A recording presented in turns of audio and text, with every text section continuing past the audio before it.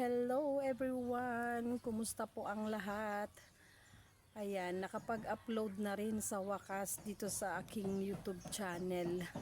And sa channel sa farm ay nakapag-upload na rin ako ng short video mula kahapon. Then itong sa main account ko ay 2 days, 3 days.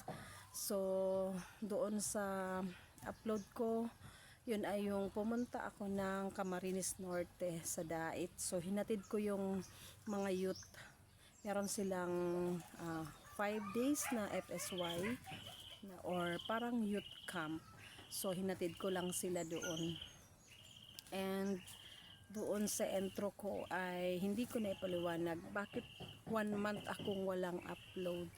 So sa nagdaang isang buwan, 2 buwan, nag-focus ako sa Facebook dahil nga may earnings na doon. Pero sa kasamaang palad ay restricted siya ng hindi ko maintindihan. Hindi ako nag-upload ng mga masasama or hindi ako nag-upload doon ng mga hindi ka nais-nais, di ba?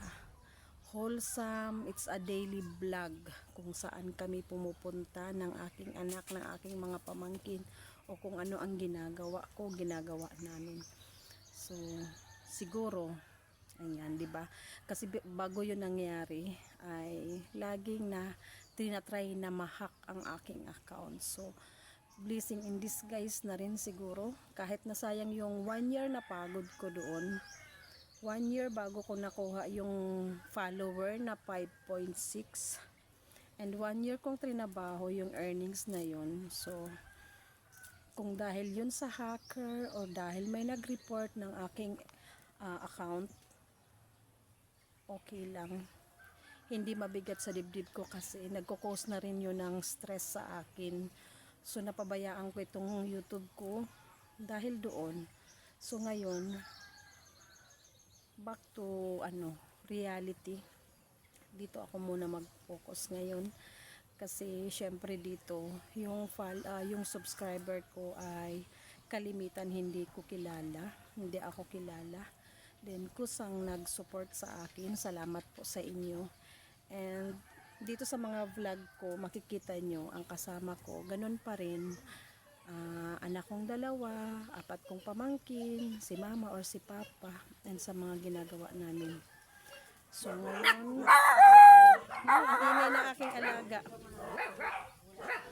So ngayon ay pagpapatuloy natin yung pagbablog. Ayan, yun ang ang hindi tayo titigil sa mga ganyang negative na nangyayari. Ganyan talaga sa social media. Sa aking 5.6 na follower, merong isang basher or 2. Isang basher, merong 5 na stalker, o bahala na kung ano man sila. So hindi ako magpapa-apekto doon.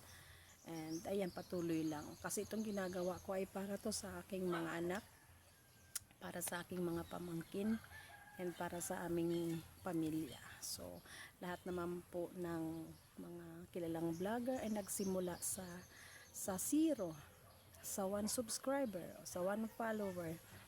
So hindi tayo mawala ng pag-asa, patuloy pa rin tayo, diba? So kailangan lang magsipag. Ang sipag ko mag-vlog, ang sipag ko mag-upload. So kahit yung magkaroon ka ng sa long video, magkaroon ka ng viewers na 30, 100, 50, malaking bagay yun. Kasi hindi naman kami artista, kami ay ordinaryong tao lang, na kami ay mga farmer. So pinapakita lang namin yung buhay, simpleng buhay namin dito sa farm, as solo parent. Ayan. So kung ano yung araw-araw, lalo ngayon magpapasok ka na, yun naman ang makikita nyo sa vlog ko. Yung araw-araw na pag-aasikaso ko sa aking anak, paghahatid sundo ko sa school, kasama ng kanyang mga pinsan. So yun yung magiging makikita nyo naman na dati pa rin na dati ko namang ginagawa. So na-distract lang tayo, masyado tayong nag-focus dun sa kabilang network. Ba't parang dumilim? Ayan. So ngayon nandito kami sa farm, may kasama akong nagduduyan. Ayan, kita ka, Choy? Ayan, nakaduyan. At ito yung pinakabunso naming dog. Ayan, hiningi ko sa isang teacher na follower ko sa FB. Nakita ko yung mga puppies niya. Sabi ko, sir, pahingi ako ng isa. So, pinigyan niya ako ng isa. And, after na makuha namin yan, the next day, may nagpaampon sa amin ng, ano bang tawag dito? Stranger, ano ba yun? Hindi siya, kusa siyang nagpaampon, kusa siyang pumunta dito. So, meron kaming dalawang maliit na aso. So, ang aso ko ay 6. 4 na malalaki, 2 puppies, white and brown. And yung pusa namin ay buntis na. So, ayan. Yan yung mga makikita nyo sa aking vlog, everyday life namin dito sa farm. So, hinintay ko lang dumating sila papa kasi ginamit nila yung tricycle. Ako ay lalabas. And ayan, dumating na sila. Nag-deliver kasi sila nung video okay na for rent. And pinapick up ko na rin yung binili kong darak na panghalo sa feeds para sa aking mga inahing baboy. So ayan, andito kami sa gitna ng farm, dito sa aming farmhouse, sa aming maliit na bahay dito sa farm. So ako ay lalabas para sunduin ang aking anak, ang aking panganay na anak, si kuya. Uuwi siya ngayon. So nasa biyahe na siya sa bus. Hindi niya dinala yung kanyang motor kasi nakakapagod daw, ang layo ng biyahe. Pag nagmotor ay 1 hour lang. So ayaw niya magbiyahe na nakamotor ngayon. So nag-commute siya. And tumawag na kanina na nakasakay na siya. Then susunduin natin. Choy, sama ka? Bakit ayaw mo sumama? Dali na, Choy. Dali na at ma-vlog kita.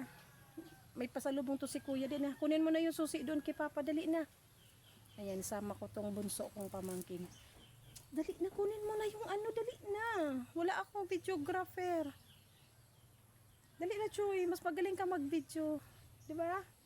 Huwag mo pairalin yung katamaran kasi pag tayo ay nagkapera na, kayo din makikinabang, diba? Diba, guys? Ayan. Sana maraming manood nito and madagdagan yung aking follower kasi nasa 1.32, so 1,320 something na. And mag 1 year na ba? Di ko ano kung mag 1 year na yung aking YT. So mas maano man siya, makupad or mabagal yung pag-angat niya, yung paglaki niya. Pero sa mga short video ko ay may mga viral naman akong video. Depende talaga sa maganda yung pagkakakuha or maganda yung caption. So ganun talaga, may ups, may down. So doon sa nakakakuha tayo ng mga malaking views ay sobrang masaya na ako noon. Kasi ordinaryo lang naman tayong tao. So ayan, sa mga hindi pa nakakakilala sa akin, ayan, ako po si Mami Lenny, may 2 anak, separate sa asawa, may 4 na pamangkin, may 1 kapatid. Ayan, buhay pa ang aking mama at papa na nakasuporta sa amin. So ayan, thank you po sa panonood sa vlog ko na ito. Ayan, ako ay aalis na, then magbablog po ako. Kailangan ko ng sipagan, alisin ulit yung hiya na dati ay nakaka-vlog na ako ng dire-diretso kahit sa maraming tao. So ngayon ay gugora na ako. Dali na, Kuya Choy. Bunso, kunin mo na yung susi doon at ako aalis na. Sarap sana magduyan dito. Ayan. Thank you for watching. Samahan nyo ako sa aking lakad. See you again later, mga ka-farming.